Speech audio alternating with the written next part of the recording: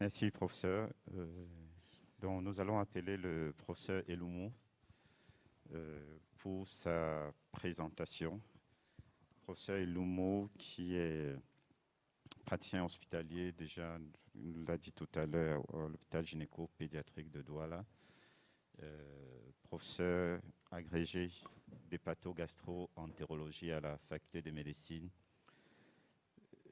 et de sciences pharmaceutiques de l'université de Douala. Professeur, vous avez la parole. Merci Fernando. Merci au panel de me passer la parole. Je remercie la Société camerounaise de cardiologie de m'avoir fait l'honneur de m'associer à ce congrès, à ce 13e congrès, comme orateur. Il nous a été demandé de parler de la stéatose hépatique. On a mis dans le programme NASH, conséquences du syndrome métabolique ou athérosclérose hépatique. C'est un sujet qui est très important pour les cardios et nous, parce que dans le cadre de la multidisciplinarité. Nous n'avons pas de conflit d'intérêts. Nous allons, après une introduction, parler des généralités, de l'histoire naturelle du diagnostic et de la relation entre les atteintes cardiovasculaires et la NAF. Et avant de conclure, nous allons dire un mot sur le traitement. La stéatopathie métabolique est une pathologie chronique qui est très fréquente dans les pays développés. Elle est fortement associée au syndrome métabolique. Elle est aussi associée à une forte morbimortalité. Elle fait partie de pathologies multisystémiques. Et les porteurs de la NAF ont une augmentation des événements cardiovasculaires et surtout de la mortalité. En termes de généralité, la stéatohépatite métabolique métabolique ou non-alcoolique fatty liver disease, NAFLD, est la présence de stéatose hépatique ou accumulation intrahépatocytaire de triglycérides révélée par imagerie ou histologie en l'absence de causes secondaires de stéatose. Cette NAFLD est divisée en deux sous-groupes sur le plan histologique. Il s'agit de la stéatohépatite non-alcoolique ou non-alcoolique fatty liver, qui est la présence de stéatose sans lésion hépatocytaire.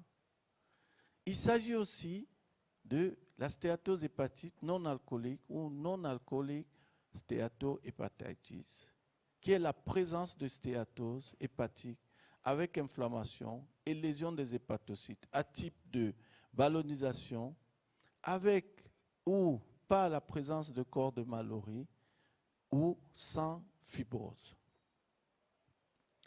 L'épidémiologie varie selon les populations étudiées. Vous allez voir un peu plus tard que vous aurez les populations des diabétiques, les populations d'obèses. Vous aurez des patients qui auront une hypertriglycéridémie. Cette épidémiologie est aussi fonction de la définition choisie pour la stéatose hépatique et des outils diagnostiques. Parce que vous allez avoir des outils diagnostiques invasifs, vous allez avoir des outils diagnostiques non invasifs. Ce travail réalisé aux États-Unis en 2011, qui était une revue systématique, qui est repartie sur les 30 dernières années et qui a évalué les travaux, vous allez m'excuser pour la figure, qui a évalué les travaux, a montré que la prévalence dans la population générale, avec l'outil de la biopsie, était au-dessus de 50%. Tous les autres outils diagnostiques, l'échographie, le dosage des enzymes était en dessous de 30%. Ce travail a aussi montré sur le plan mondiale de la prévalence de la stéatose qu'au Brésil, en Inde, au Sri Lanka et aux États-Unis, la prévalence de la stéatose hépatique était au-dessus de 30%. Toujours aux États-Unis, un travail qui a enrôlé environ 400 patients avec comme technique de diagnostic l'imagerie et la biopsie a retrouvé la NAFLD dans 46%, la NASH chez 12% des patients, et c'était les hispaniques qui étaient le groupe ethnique le plus touché avec 56%. Donc, en conclusion, cette étude disait que les hispaniques et les patients porteurs de diabète de type 2, parce que c'était une population de patients diabétiques, avaient des risques plus élevés de faire une NAFLD et une NASH.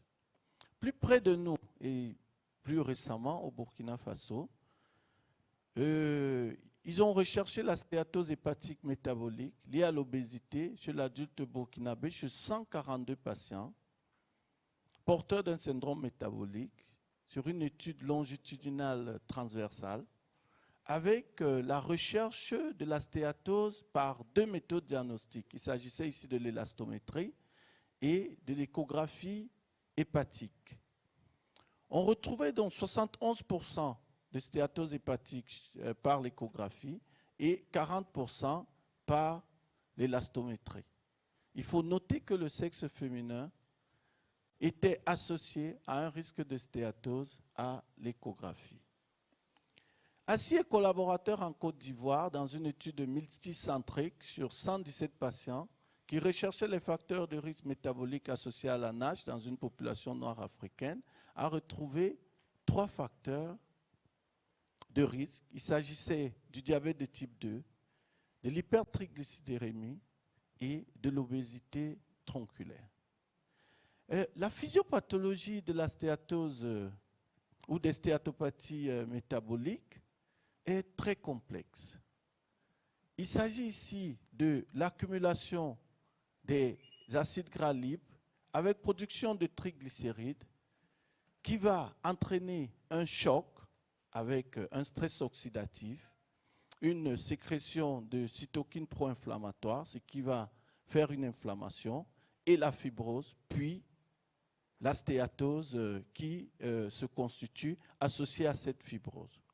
Pour ce qui est de l'histoire naturelle, elle est associée à la progression par un certain nombre de facteurs. Il s'agit ici de l'âge, du diabète de type 2, de l'élévation des transaminases, de la présence de corps de Mallory ou de la fibrose à l'histologie et la présence d'un index d'adiposité très élevé. Et vous aurez 25% de patients qui vont présenter une stéatose hépatique, puis 10% qui vont faire une NASH. Et cette NASH va entraîner près de 40% des patients porteurs de la NASH auront une fibrose qui va évoluer soit vers une cirrhose avec une insuffisance hépatocellulaire, 25% de patients après 5 ans, et 7,5% de patients qui ont une cirrhose vont développer une complication à type de cancer du foie. Mais les complications ne sont pas seulement hépatiques. Les complications vont aussi être rénales, avec le développement de la maladie rénale chronique, cardiovasculaire, avec le développement de l'infarctus du myocarde, des AVC, et sur le plan du pancréas ou métabolique, de l'apparition d'un diabète. Le diagnostic va être non invasif par des marqueurs clinico-biologiques qui vont, d'une part, rechercher la stéatose et d'autre part, rechercher la fibrose. Il s'agit ici du score de Fatty Liver Index pour la stéatose et de la NAFLD Fibrosis Score pour la fibrose. Toujours dans le diagnostic non invasif, l'échographie qui est un moyen diagnostic simple et disponible dans notre contexte. Vous voyez, même dans les coins les plus reculés, vous allez trouver un échographe, vous allez trouver un échographiste. Mais le problème qui se pose avec l'échographie, c'est celui de l'opérabilité dépendante. Il est très opérateur dépendant et c'est un examen qui ne donne pas de très bons résultats chez les patients obèses du fait du panipule adipeux qui est important. C'est pour ça que la sensibilité est entre 60 et 94% et la spécificité entre 66 et 95%. Mais à l'échographie, la stéatose, qui est une infiltration graisseuse, va donner une écostructure qui devient brillante parce que l'écostructure du foie normal est la même que l'écostructure du rein à l'échographie. Pour ce qui est de la tomodensitométrie, les performances sont proches de l'échographie selon les études. Quant à l'imagerie par résonance magnétique et spectroscopie, elle a de très très bonnes performances diagnostiques. Qu'en est-il du Control Attenuation Parameter qui s'appelle le CAP, qui est une technique qui évalue spécifiquement la stéatose? C'est un logiciel qu'on installe sur les appareils de l'élastométrie impulsionnelle type FibroScan. Et ce CAP permet de mesurer le degré d'atténuation des ondes sonores par stéatose. L'équipe de Bordeaux, en 2014, a retrouvé une bonne corrélation au degré de stéatose à l'histologie. Le diagnostic invasif, quant à lui, va être essentiellement la biopsie du foie, qui donne un diagnostic de certitude quant à la maladie, donc stéatohépatite avec stéatose de 0 à 3 points, ballonisation 0 à 2 points, l'inflammation, et qui va aussi donner la certitude quant à la sévérité, c'est-à-dire la fibrose, qui va être F1, périsinusoïdale ou portale, F2, périsinusoïdale et portale, F3, une fibrose en pont, et F4, la cirrhose.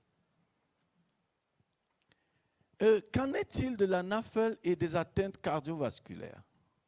La pathogénèse est multifactorielle, elle est complexe, elle associe l'insulinorésistance, qui ne se voit pas bien, le diabète, le microbiote, la graisse hépatique et l'inflammation. Et certains auteurs pensent qu'il y a la génétique qui est associée. Et tout ceci a comme corollaire le style de vie, le patient qui est sédentaire, qui bouffe beaucoup d'aliments gras, beaucoup de sucre, etc.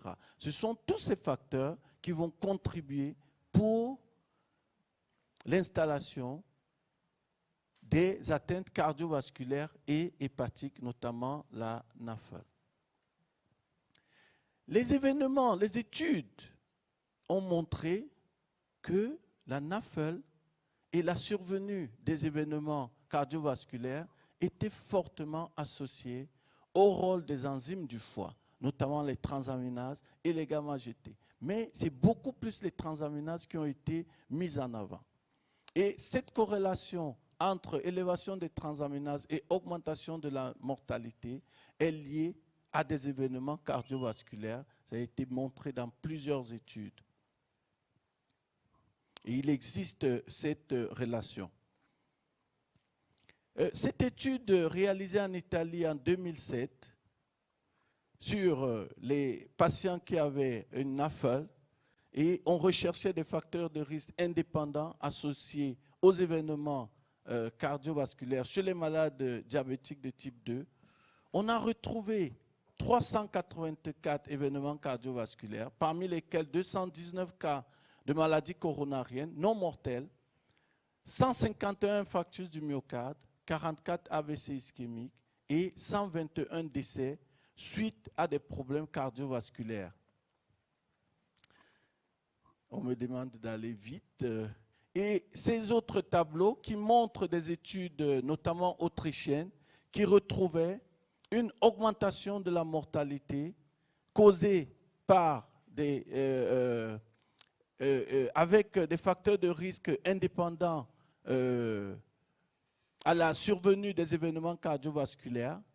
Nous avons aussi cette cohorte japonaise qui montrait l'augmentation des événements cardiovasculaires. Nous avons aussi cette étude suédoise, ces deux études suédoises qui montraient la même chose, et cette étude italienne. Qu'en est-il du traitement? Il va être non pharmacologique. Il s'agira de lutter contre la sédentarité, augmenter l'activité physique et réduire l'excès de poids. Sur le plan pharmacologique, il y a des études qui ont essayé la vitamine E, qui va réduire considérablement le taux de transaminase et améliorer les lésions hépatiques. Il y a aussi l'apport de l'oméga 3 qui améliore les lésions hépatiques. Il y a l'effet du sémaclidine qui a été recherché chez des patients, et il a été montré la résolution de la NASH sans aggravation de la fibrose chez des patients qui recevaient du sémaglutide à des fortes doses, donc c'est-à-dire 0,4 mg, avec une différence clairement significative, quelle que soit la dose, avec le placebo. Par contre, la réduction de la fibrose d'au moins un stade sans aggravation de la NASH, elle ne montrait pas de différence significative entre le sémaglutide, quelle que soit la dose, et le placebo. Pour ce qui est du traitement chirurgical, il y a certaines équipes qui se sont essayées à la chirurgie bariatrique, qui est efficace pour diminuer la stéatose, l'inflammation et la fibrose, mais dans les indications, il y a beaucoup de risques opératoires et post-opératoires, notamment des décompensations chez des malades qui ont des stéatoses massives. La transplantation hépatique, pour laquelle c'est les mêmes indications que les autres maladies du foie chroniques. Donc, pour conclure, nous allons dire que la NAFLD est la manifestation hépatique du syndrome métabolique. La physiopathologie associe stéatose, inflammation, fibrose et mort hépatocytaire. Le diagnostic va être invasif et non invasif. La relation entre NAFLD et apparition d'événements cardiovasculaires est démontrée dans plusieurs études. Nous encourageons des études entre cardiologues et pathologues dans notre contexte parce que la NAFLD est l'hépatopathie du futur. Je vous remercie.